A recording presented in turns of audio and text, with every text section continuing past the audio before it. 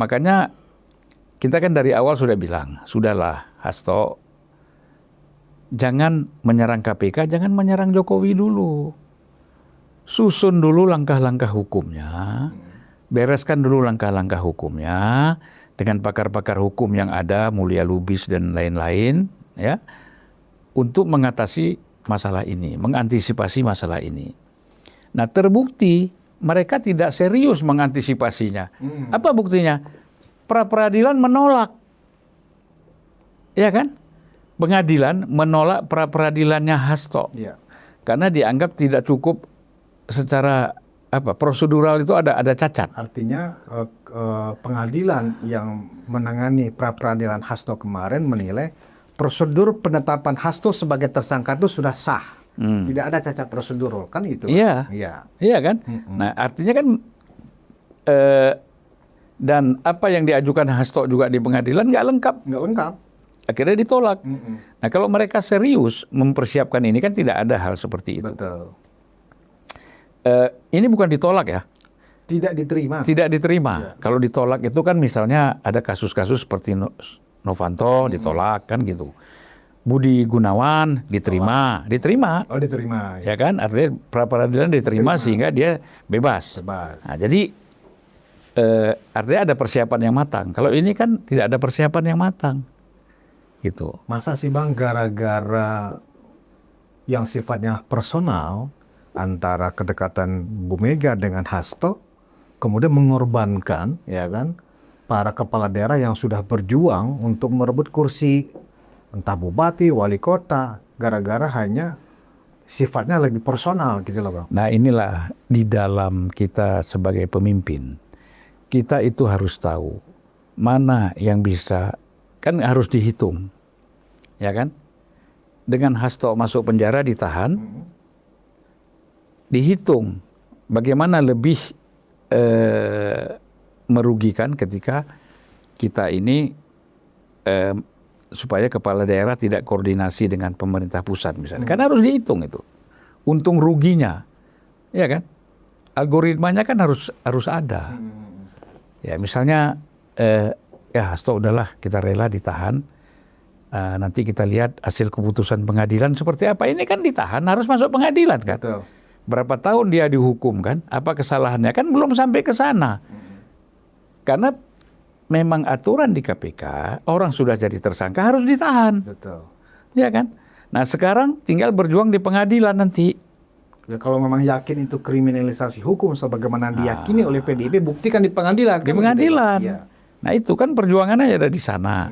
Ini kok langsung mengambil keputusan kepala daerah jangan ikut. Ini justru kalau saya melihat yang mempolitisasi hukum itu adalah PDIP.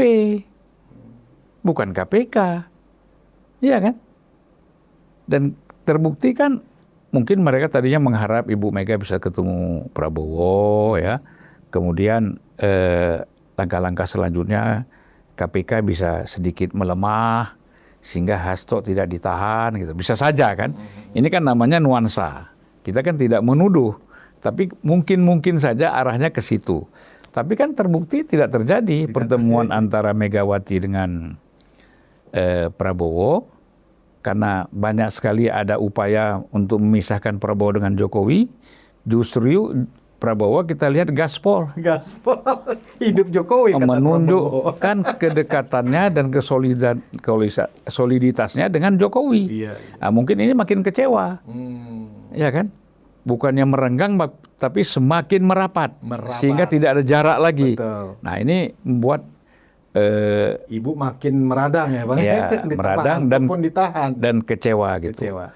Ya, oleh karena itu saya kira kalau memimpin partai politik itu memang tidak bisa emosional, tidak bisa emosi, harus tenang. Banyak figur-figur yang kita tidak suka, tetapi mereka bisa tenang di dalam menghadapi satu situasi politik yang krusial, yang kritis. Saya ambil contoh misalnya Surya Paloh. Ya. Dia ketua umum Nasdem. Bagaimana dia dengan Jokowi itu seperti adik kakak. Seperti Prabowo dengan Jokowi, begitulah hubungan baiknya antara Jokowi dengan Surya Paloh. sebelum pencalonan Anies. Tapi kan setelah pencalonan Anies sebagai capres oleh Nasdem, itu jaraknya kan jauh sekali.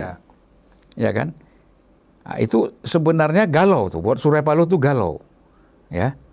Karena apa? Kedekatan dia dengan Jokowi itu boleh dibilang itu membuat institusi dan struktur pemerintahan itu juga segan kepada Surya Paloh, ya kan? Sehingga memudahkan dia di dalam melakukan lobby-lobby dan macam-macam lah, bisnis semuanya. Tapi kan setelah itu begitu berjarak, ini kan mulai orang juga jarak. Oh, kita kan dekat sama Surya Paloh karena Jokowi. Nah, kemudian Surya Paloh jauh jarak dengan Jokowi, kita juga jarak dengan Surya Paloh. Kan gitu. Tetapi kan sikap Surya Paloh itu tidak memusuhi. Betul. Tidak terus dia mengambil posisi jarak gitu kan. Tetap oke. Pilkada dukung siapa? Ridwan Kamil. Nasdem ikut di situ, ya kan. Ikut koalisi pemerintah plus Kim plus ikut gitu. Ya kan? Santai aja. Memang ya sudah, kita memang Surya Paloh tuh bilang sama saya. Kan ketika dia ketemu Jokowi untuk menyodorkan Ganjar dan Anies pasangan, Jokowi kan menolak Anies dan menerima Ganjar. Waktu itu hubungan PDI dan Ganjar dengan Jokowi masih dekat. Terus gimana Bang? Kalau Anies ditolak oleh Jokowi, kita jalan aja Van. Oh ya, resikonya bagaimana? Saya bilang, udahlah sekali-sekali kita hadapin juga resiko ini kan itu. Nah, dia sudah siap. Oleh karena itu dalam menghadapi situasi ini dia santai aja. Memang dia sudah tahu kok. Saya akan menghadapi A, B, C, D sampai Z-nya dia udah tahu. Ya sudah. Ya kan? Nah, kemudian bagaimana? Dia juga tidak mau mengganggu pemerintahan Prabowo. Dan dia juga tidak mau diganggu. Akhirnya koordinasi aja dengan pemerintahan Prabowo kan. Nah, itu saya lihat itu ciri-ciri seorang figur ketua umum partai yang matang, gitu, menghadapi satu situasi yang dia alami cukup berat, ya. Nah, sebaliknya Ibu Mega ini kan punya nama besar, pernah menjadi presiden, tetapi sikap politiknya itu menurut saya nggak matang, ya kan, emosional. Kalau orang bilang, inilah sifat-sifat wanita dan keibuan. Salah juga. Apakah setiap perempuan seperti itu? Enggak juga. Apa setiap ibu seperti itu kalau menjadi pimpinan politik? Kita bisa tanya Dea nanti. Iya kan? Nah. Kalau istilah anak sekarang, baperan Bang. Iya. Apa itu pakai hati, kan gitu. Padahal kan ini urusan negara, Bang. Urusan negara, seorang ketua umum partai besar nggak boleh baperan. Benar kata Abang. Ya katanya kan kalau wanita itu terganggu kalau dia datang masa haid, emosinya tinggi. Kan Ibu Mega kan dari usia segitu udah selesai. Bang, terakhir nih Bang. Kok tahu kok selesai dari mana? Ya kan umur ibu sudah di atas kepala 7 Bang. Oh iya gitu. Iya kan. Ya. Secara medis ya? Iya, secara alur biologisnya kan udah selesai Pak kalau umur segitu. Nah. Tapi itu menurut saya ibu itu memang bawaan sih, nggak ada hubungan. Kalau waktu muda pun dia seperti itu, gitu ya. Jadi kalau keputusan dia mau A. Dulu kan saya ingat betul, ketika Gus Dur sudah terpilih jadi presiden, ya kan, kita minta dia menjadi wakil presiden, itu keras, kekeh nggak mau. Terus dia bilang sama saya, aku mau maju wakil presiden. Kalau aku dicalonkan bukan oleh PDIP. Wah, cari-cari kita. Akhirnya Gus Dur dan Matori Abdul Jalil setuju mencalonkan Mega sebagai wakil presiden dari PKB. Baru dia mau. Terus dia tulis sama saya satu kotak rokok gudang garam itu kan ada kertas timahnya itu. Betul. Tulis di situ, di depan sini, mana pulpen. Saya bersedia menjadi wakil presiden dari yang dicalonkan PKB. Itu saya kasih. Gitu kan. Tanda tangan Megawati kan, udah maju dia. Jadi itu spesifik sekali. Nah jadi dia ini nggak ada urusan orangnya sebenarnya. Tapi kan di dalam politik hitung-hitungan itu penting, ya, berhitung itu penting. Seandainya Abang kan juga dulu dekat dengan Ibu Mega, juga dekat dengan almarhum Pak Taufik nih Bang.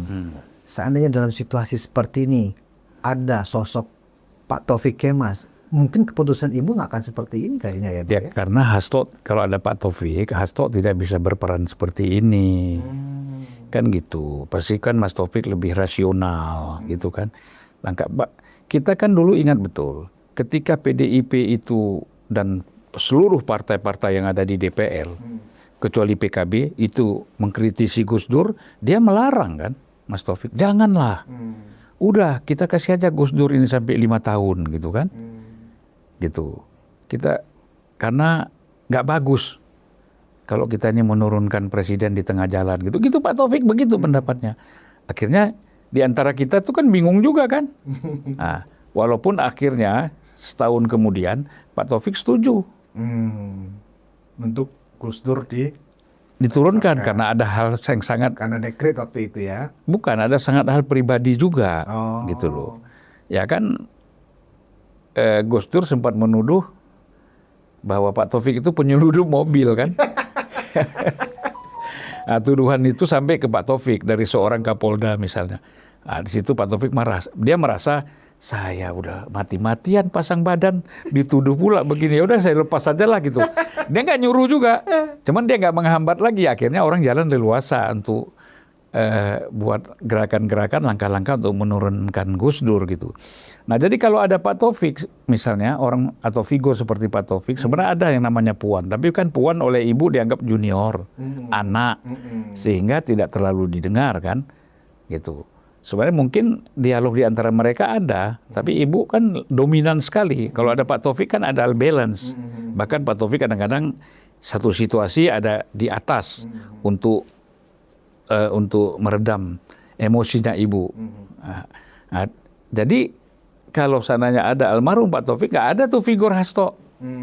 Bisa kayak begitu seenaknya ngomong sana sini sana sini. Saya sendiri kan dulu sebagai jubir, itu kan juga suka ditegur, Pan jangan ngomong begitu Pan. Risikonya bukan kamu, kan risikonya kan ibu. Ya kan? Jadi tolong kau atur sedikit. Nah, kita mulai atur lagi gitu kan. Jadi kita dikontrol oleh Pak Taufik gitu. Jadi memang yang bisa membalancing Ibu Mega di dalam membangun komunikasi politiknya itu yang memang sekarang Ibu kehilangan ya Bang ya?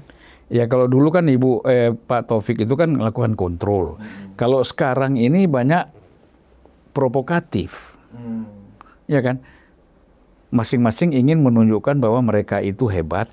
Sehingga atau menunjukkan rasa tingkat loyalitasnya tinggi kepada PDIP dan Ibu supaya mendapat kepercayaan, dan akhirnya mereka berhasil mendapatkan itu, tapi korbannya kan terlalu besar.